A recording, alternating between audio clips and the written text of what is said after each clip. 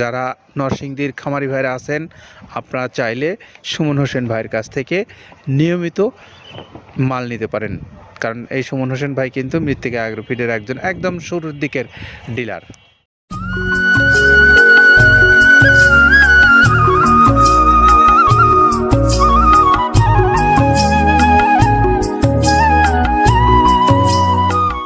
আসসালামু আলাইকুম রহমতুল্লাহ।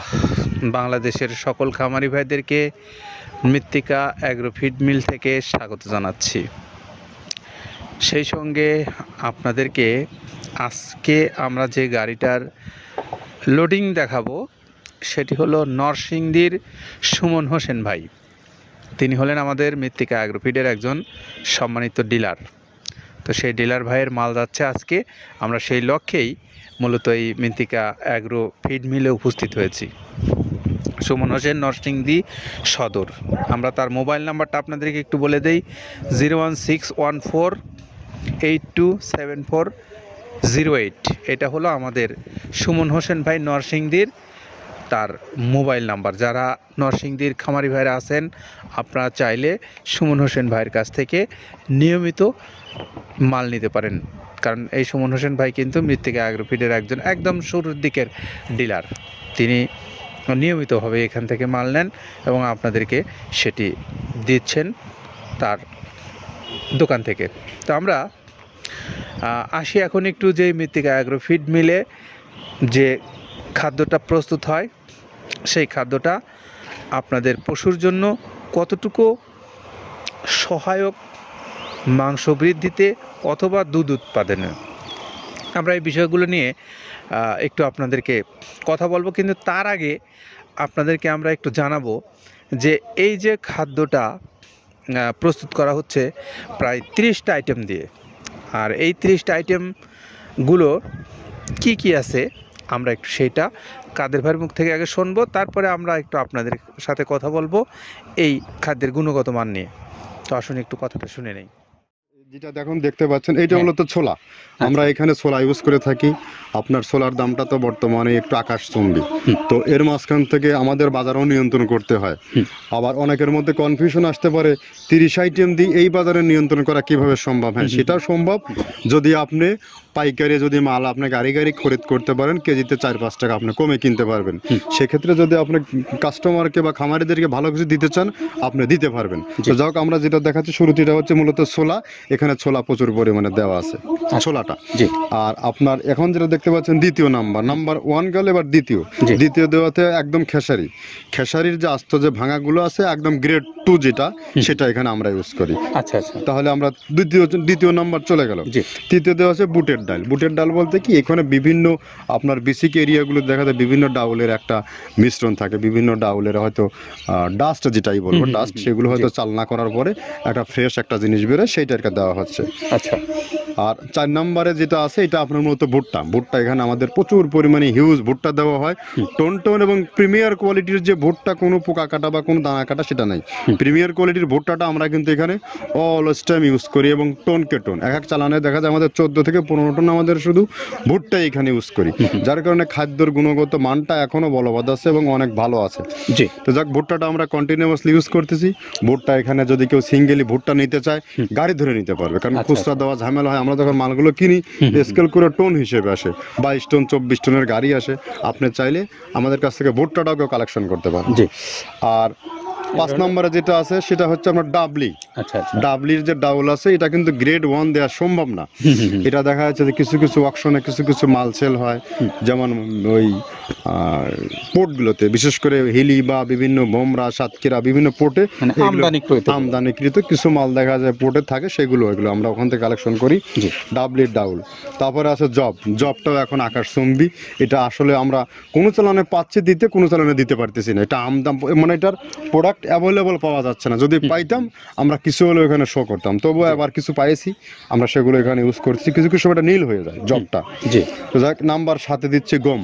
গম যেটা আপনার দেখা যাচ্ছে একটা গম একটু লালটে আছে, ওই লালটে বলতে কি দেশি গমটা লাল, আর এলচি যেটা সেটা একটু ইয়া, ওরা দেখা যাচ্ছে বর্ডার থেকে আনলে ওগুলো দিয়ে কম দামে একটু কেনা যাচ্ছে। আচ্ছা। আর অষ্টম নাম্বারে যেটা আমরা এখন দেখাচ্ছি এটা ধুম সার্ভিস, মূলত এটা ষাঁড় গরুর জন্য অনেক ভালো এবং অনেক মানসম্মত। ধুম সার্ভিসটাও এখন আকাশচম্বী হয়ে গেছে, আগে মানুষ খাওয়াইতো না, এখন মানুষ সবাই এইটা আবার ইউজ করা দরকার। হ্যাঁ, আপনি যেহেতু শুরু করছেন জিনিসটা, সেক্ষেত্রে এখন বাংলাদেশে এটা আমরা মূলত সেই হ্যাঁ। আমাদের নর্থ বেঙ্গলের কিছু কিছু একদম বর্ডার সীমান্ত এলাকায় কিছু চাষ হয়, জি। বিল এলাকায়, সেখান থেকে আমরা মূলত বিভিন্ন মিডিয়া মাধ্যমে এগুলো সংগ্রহ করতে হয়।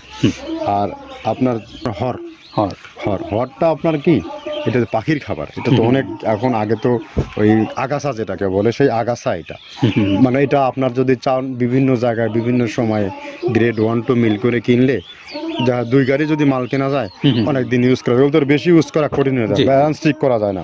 তো হটটা আমরা ইউজ করি এখানে প্রচুর পরিমাণে।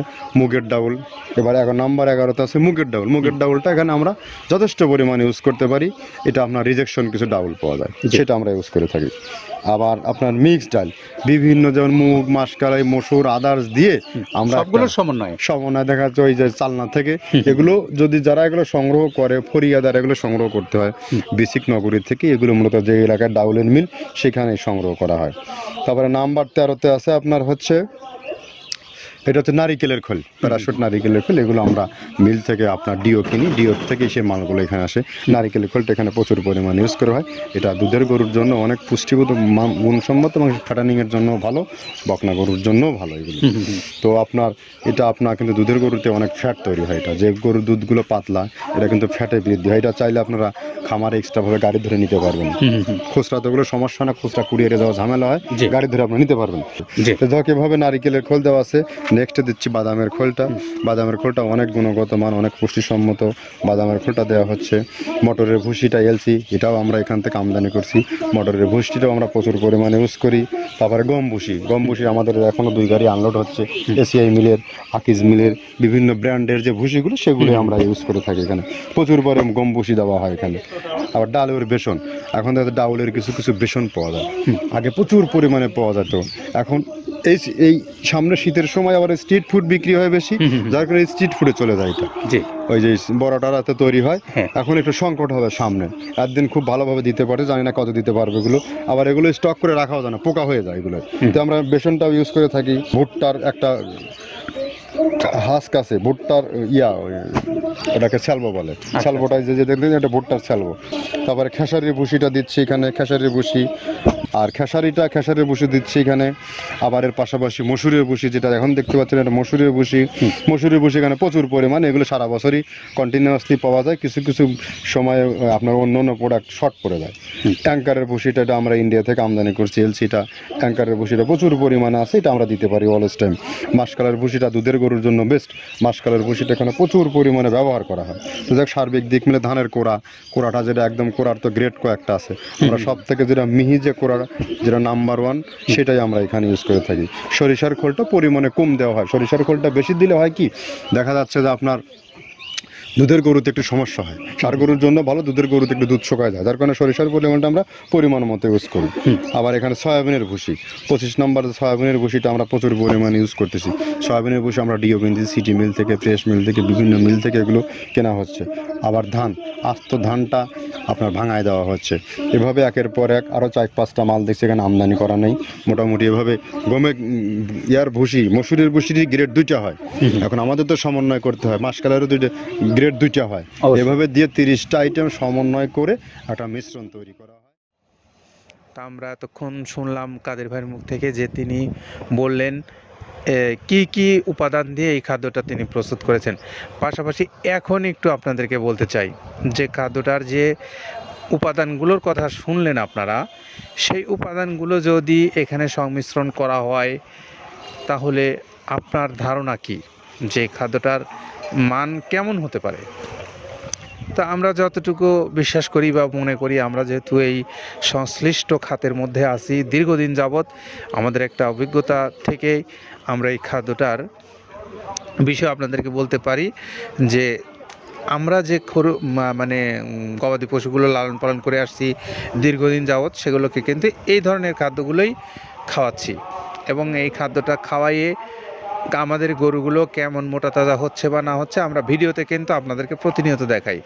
আপনারা হয়তো মনে করতে পারেন যে হয়তো আমাদের কাছে বিক্রি করছে যেমন তারা খাওয়াচ্ছে তাদের পশুটাকে অন্যরকম, বিষয়টা কিন্তু নিঃসন্দেহে সেরকম না, এবং একই ধরনের খাবার সবগুলোই প্রস্তুত হয় এবং সেভাবেই আপনাদের কাছে চলে যায়। তো আপনারা যদি মনে করেন যে খাদ্যটা আপনাদের কাছে ভালো লাগে, আপনার পশুকে খাওয়ালে মোটা তাজা হতে পারে, তাহলে আপনি খাওয়াতে পারেন। এই কথাগুলো বলে আমরা আজকের মতো বিদায় নেব। নরসিংদীর সুমন ভাইয়ের মোবাইল নাম্বারটা আপনাদেরকে আবার একটু বলবো, 016148270827408। এই নাম্বারটা হলো আমাদের নরসিংদী সুমন ভাইয়ের মোবাইল নাম্বার। ভালো থাকেন সবাই, নিরাপদে। আল্লাহ হাফেজ।